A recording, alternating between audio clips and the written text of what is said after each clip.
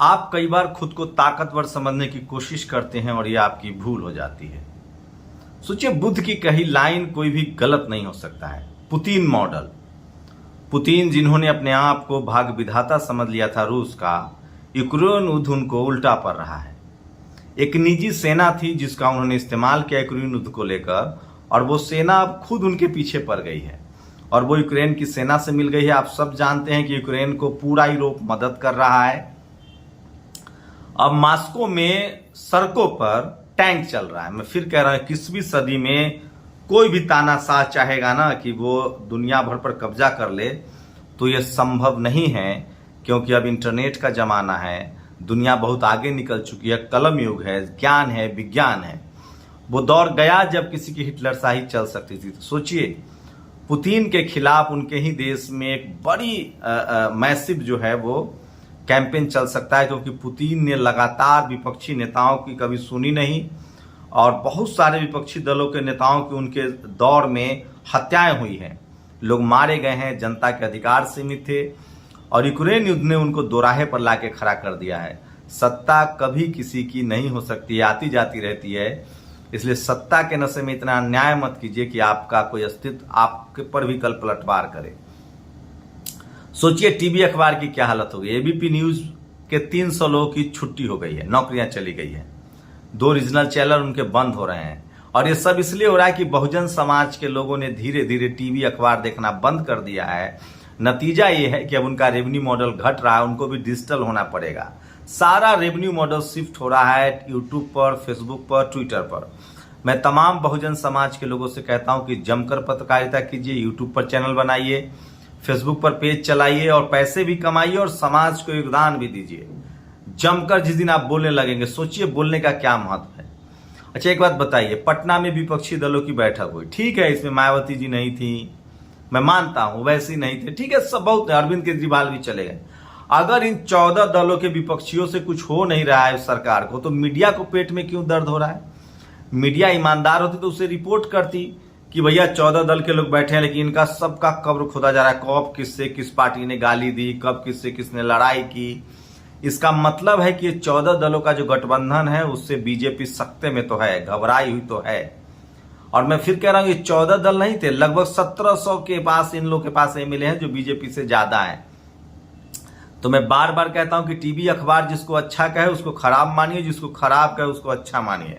और खासकर SC ST OBC minority के मामले में तो होता है, बहुजन नेताओं को जिसको वो खराब कहे उसको अच्छा मानिए, जिसको वो बदनाम करे उसको अच्छा मानिए। तो ये बात तो है कि जो लगातार इस देश में अगर आप विपक्षी यूनिटी की बात करते हैं तो मायावती जी को दरकिनार नहीं कर सकते हैं, और कोई उन्हें दरकिनार कर भी नहीं रहा, लेकिन उनकी स्ट्रेटजी है अभी एकला चलो। वो खुद कई बार कह चुकी हैं कि मैं अकेले चुनाव लड़ना चाहती हूं। एक दूसरी खबर ये है, सोचिए, ये है निशा बांगरे। ये मध्य प्रदेश की डिप्टी कलेक्टर थी और इनको अपने लिए छुट्टी नहीं मिली तो इन्होंने रिजाइन कर दिया, छतरपुर डिप्टी कलेक्टर निशा बांगरे ने। तो सोचिए किस तरह से इस देश में ये बुद्धिस्ट थी, इसलिए इनको छुट्टी नहीं दी गई, इनके बड़े अधिकारियों द्वारा, हो सकता है उनको पता हो। लेकिन निशा बांगरे ने भी पलटवार किया और इन्होंने तय कर लिया है कि अब ये नौकरी नहीं करेंगे, इन्होंने रिजाइन कर दिया है। जिस दिन बहुजन समाज के लोग इसी तरह से अड़ने भिड़ने लगेंगे, यकीन मानिए कि मनुवादियों की चूल्हे हिल जाएंगी। और इसलिए मैं कहता हूं, सोचिए बार बार। आज की एक और बड़ी खबर है, RS परवीन, आप सब जानते हैं, RS परवीन शानदार ब्यूरोक्रेट्स रहे हैं तेलंगाना में, उन्होंने लाखों लोगों की जिंदगी बदली है, खासकर बीकर सेक्शन की। अब उन्होंने एक ट्वीट किया है कि किस तरह से अभी कर्नाटक में संविधान का प्रियम्बल छात्रों को पढ़ाया जा रहा है, प्रार्थना में छात्रों संविधान का प्रियम्बल पढ़ना है। इसी तरह से वहां भी संविधान को लेकर था, लेकिन उसमें सेकुलर सबको हटा दिया गया है, समता सबको हटा दिया गया, उसको लेकर उन्होंने ट्वीट किया है। वो पूरी खबर भी मैं आपको बताऊंगा, और ये खबर बहुत जरूरी है बहुजन समाज के लिहाज से, क्योंकि इस तरह की चीजें देखिए, तेलंगाना में क्लास 10 के सोशल साइंस की किताबों की कवर पर छपे संविधान के प्रस्तावना में छेड़छाड़ एवं उसे सेकुलर सोशलिस्ट शब्द का गायब होना सरकार के निष्ठा कार्यकाल पर सवाल करता है। तो सोचिए, जो KCR हैं, तेलंगाना के मुख्यमंत्री हैं, वो किस तरह से उन पर मायावती ने बड़ा हमला बोला है। तो मायावती अब डिजिटल मीडिया पर लगातार सक्रिय हैं, और ये है वो शख्स। देखिए, रूस पुतिन जल्द ही जनता को संबोधित करेंगे।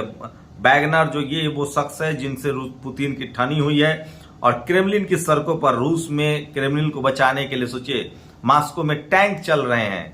कहीं पुतिन को भी गुमान था कि वो दुनिया का भाग्य विधाता है, वो रूस का भाग्य विधाता है। उन्होंने संविधान बदल दिए, डिक्टेटरशिप हुई, विपक्षी नेताओं को मार दिया गया और अब धीरे धीरे जनता ने उनको भी नकारना शुरू कर दिया है।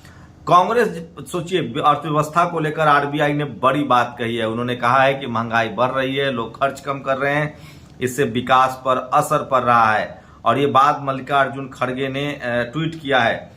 जो आरबीआई बुलेटिन है जून 2023 का, उसमें है कमर तोड़ महंगाई की वजह से आम आदमी के निजी खर्च में आई कमी, जिससे बाजार में बिक्री घटी है और निवेश रुका है। तो इस पर कभी बहस नहीं होगी। नतीजा यही होता है कि सरकार को पता ही नहीं चलता है कि क्या गलत है क्या सही है। मैं फिर कह रहा हूं, इस देश की बर्बादी के लिए इस देश का मनु मीडिया जिम्मेदार है। एबीपी न्यूज में 300 से ज्यादा लोगों को नौकरी से निकाल दिया गया है। और सोचिए अभिषेक उपाध्याय जो एक रिपोर्टर है वो कह रहा है अब मशहूर अमेरिकी गायिका मैरी मिलेवन ने प्रधानमंत्री मोदी को पैर छुए। तो चाटुकारिता ने इस देश के नागरिकों का बहुत हित किया है।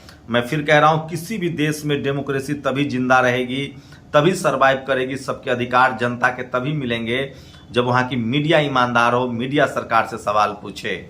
लेकिन ये हो नहीं रहा। और मैं फिर कह रहा हूं, मीडिया की बेईमान होने की वजह से, जातिवादी होने की वजह से, मनुवादी होने की वजह से जनता का बहुत नुकसान होता है, खासकर गरीब जनता का।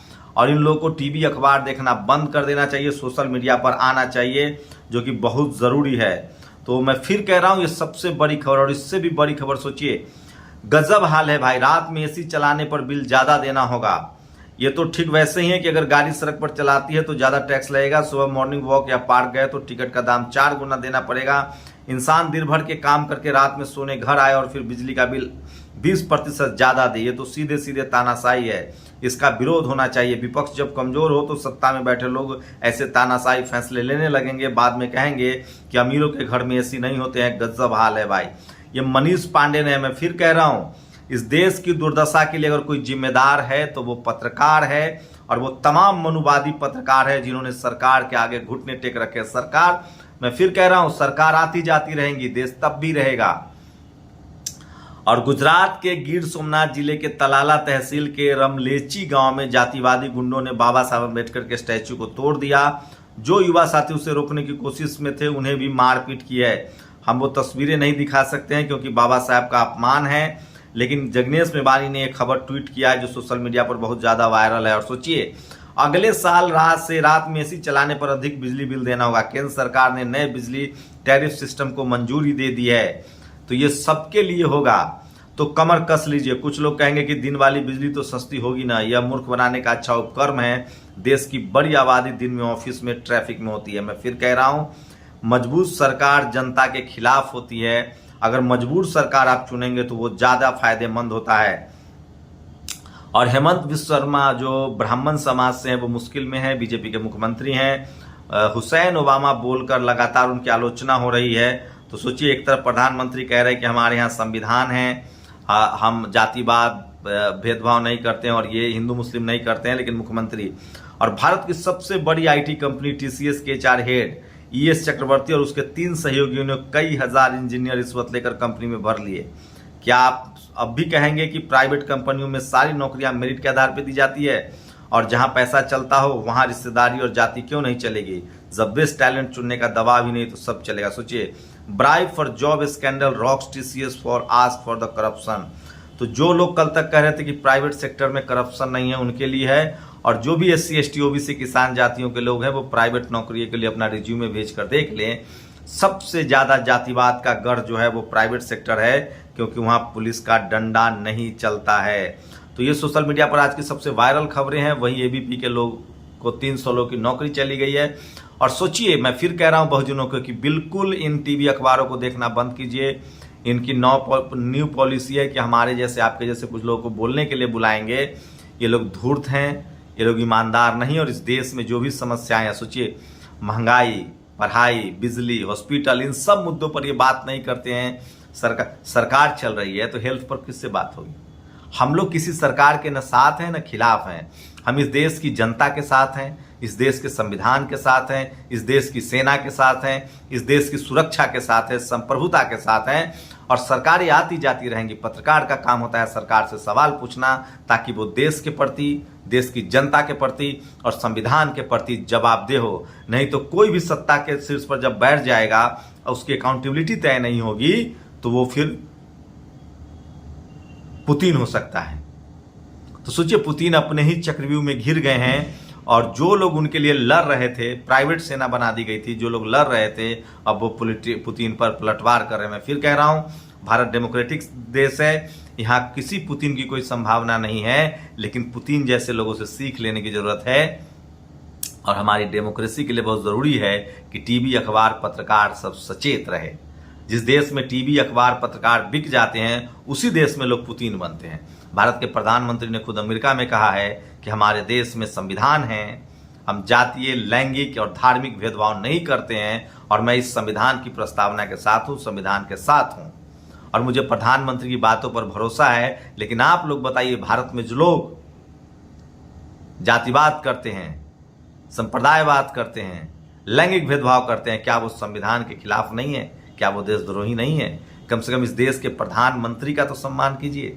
और उनकी भारत का सम्मान इसी बात में है कि भारत का संविधान सबको बराबर का हक देता है। इसलिए हमारा पूरी दुनिया में सिर ऊंचा है, क्योंकि हमारा संविधान समतामूलक, इक्वालिटी, फ्रेटर्निटी पर आधारित है।